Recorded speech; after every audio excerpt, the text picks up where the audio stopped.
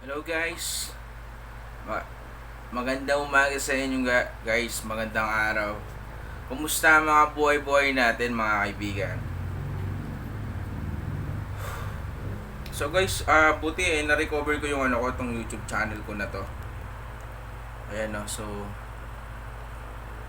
binuhay ko lang kasi marami akong na-obserba sa Facebook mga kaibigan na nalululong sa scatter ngayon mga pare. So dapat kagising ko lang mga pare. Kagising ko lang Pasensya na kayo sa boses ko, pasensya na kayo sa mood ko. At ngayon lang din ako ulit nag-vlog for the past few years, 'di ba?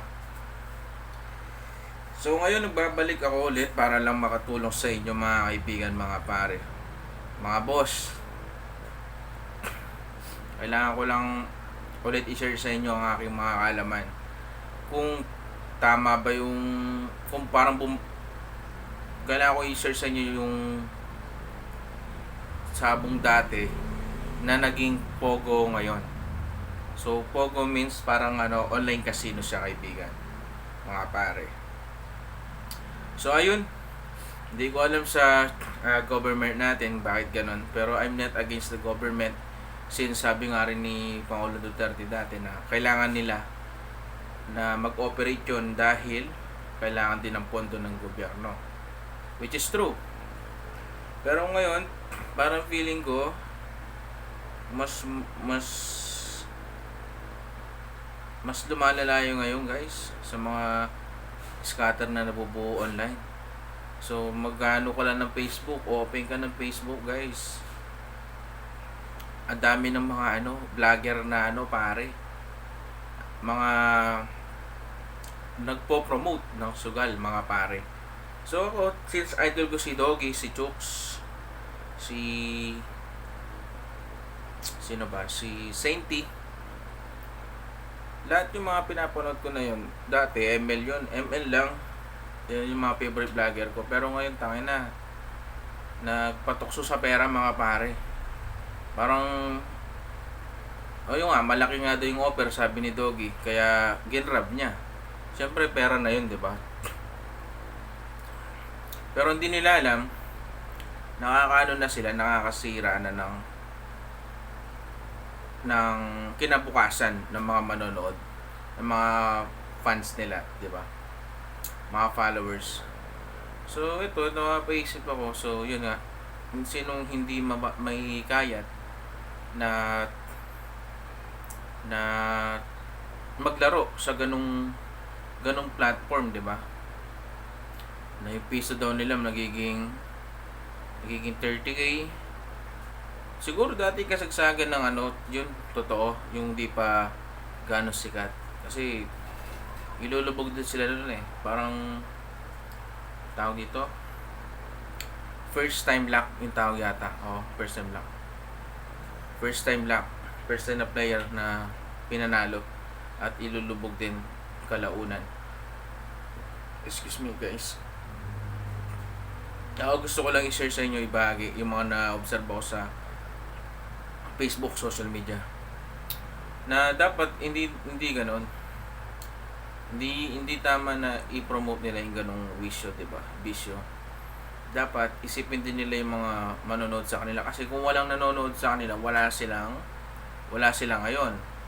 Walang susupply ng needs nila, 'di ba? Sa pangangailangan nila. Dapat ganoon, hindi yung ikayatin pa nila para lumubog sa utang yung mga manonood nila. Mga scatter, iba-iba, sasabihin pumapaldo sila ng malaki. Pumapaldo silang malaki guys, kasi malaki yung pera nila. Saka napanood ko sa interview ni Doggy na dahil na hindi niya pera yon, hindi rin demo account. Kumbaga pera ng mga tao yun na nag-register sa GCash, or what I mean sa link na yon ni Doggy, na sinasabi niya bibigyan niya doon ng balato pag nanalo siya. So ayun, kahit na hindi pera ni Doggy, malaki pa rin yung kinikita niya guys, di ba? Kaya mga pare, mag-isip-isip kayo mga pare. Ako kung ako man magiging isang successful na vlogger mga pare, hindi ko gagawin yung ikakasira ng ng buhay ng ko, viewers o ng followers. Ganun yung strategy ko mga pare. So mga pare, kailangan pag-isipan yung maayos. Ewan ko bakit sa Gcash na lang yung issue guys. Laging sa Gcash mga pare. Sa Gcash na observe ko rin may mga casino na nga, online casino.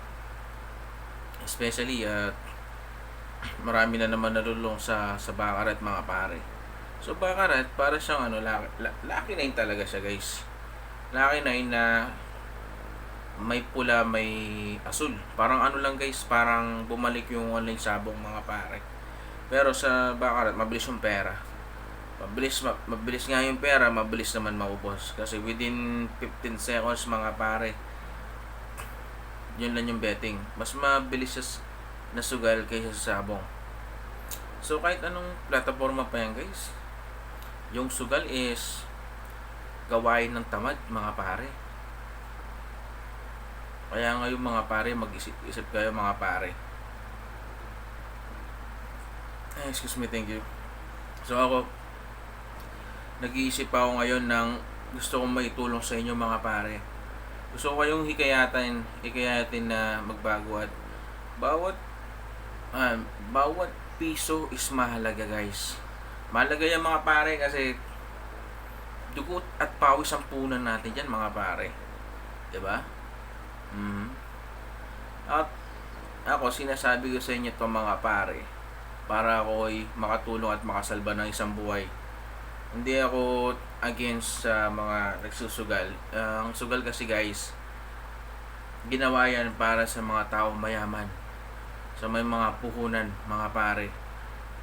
Never ever na iisipin mo na dodoble yung pera mo o dadami.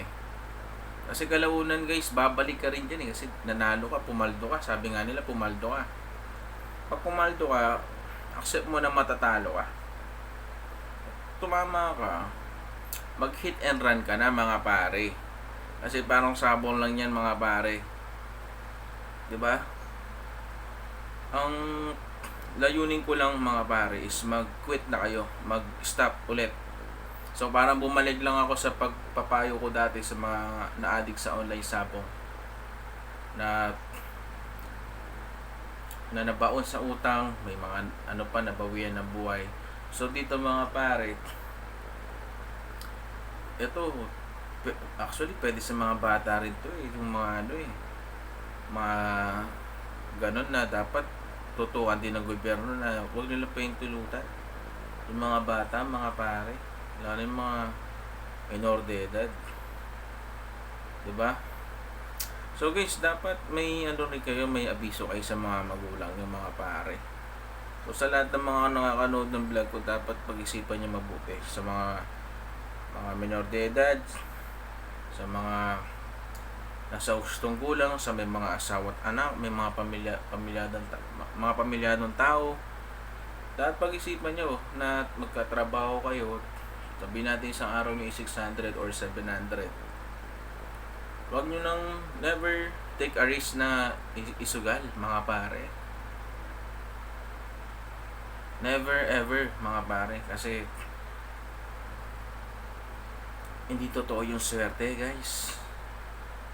Trabaho ng tamad pag nanalo ka, kasi isipin mo, ay madali pala yung pera dito, madali lang palang kumita.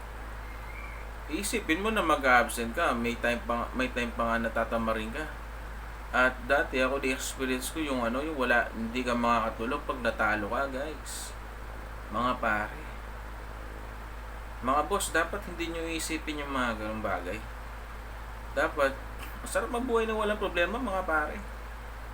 Lang kayo, manood kayo ng Netflix, magkano lang yung 100.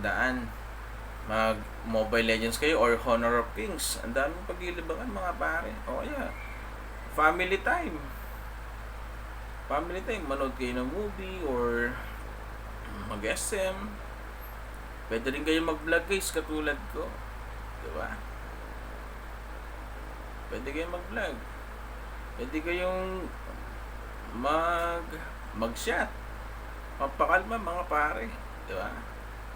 Diyan lang, sa mga ganyan simpleng bagay, makakalimutan nyo yan guys. And iwas kayo sa mga vlogger na ano guys. Mga vlogger na ilayin kayo pababa mga pare. Ako, never na ako nanood sa mga idol ko na vlogger. Hindi ko sila naging idol no, naging kupal sila. Naging kupal sila guys. Nagpasilaw sila mga pare. So mga pare, maraming salamat sa lahat ng panonood nyo at salamat sa mga manonood ngayong muli sa aking kauna-unahang video ngayong 2024 mga pare. So ako maraming salamat sa inyong pagtitiwala. Kahit na wala akong kitain dito sa pagbablog ko mga pare. Importante makasalba ako ng buhay, ng pamilya, ng isang tao. Ganon. Importante makasalba ako. So wala akong AdSense guys. So ito is walang ads. Walang ads yung videos ko. So I'm just doing it for hindi sa entertainment purposes. Sige, tagalogin ko lang, putang ina. Ginagawa ko to para lang mahikayat or ma-motivate ko yung mga ibang na addict na sa mga scatter sa any platform ng online casino. Ganoon lang. So lagi nyo tandaan guys, isa puso nyo lang yung Panginoon natin. Darating ang araw, mawawala lahat ng problema nyo. May darating na problema, hindi na sugal yon. Okay? Pagsubok lang sa buhay guys. So maraming salamat guys. Ako nagpapasalamat muli sa mga manonood ngayon. At kung gusto nyo akong may follow guys sa bagong na-create na na-create na Facebook fan page. Tingnan nyo lang yung ko guys, yung Facebook fan page. Kasakiton Official. KASAKITON Official. Nandun guys, nandun yung mukha ko. I'm doing some videos. Thank you. Alright.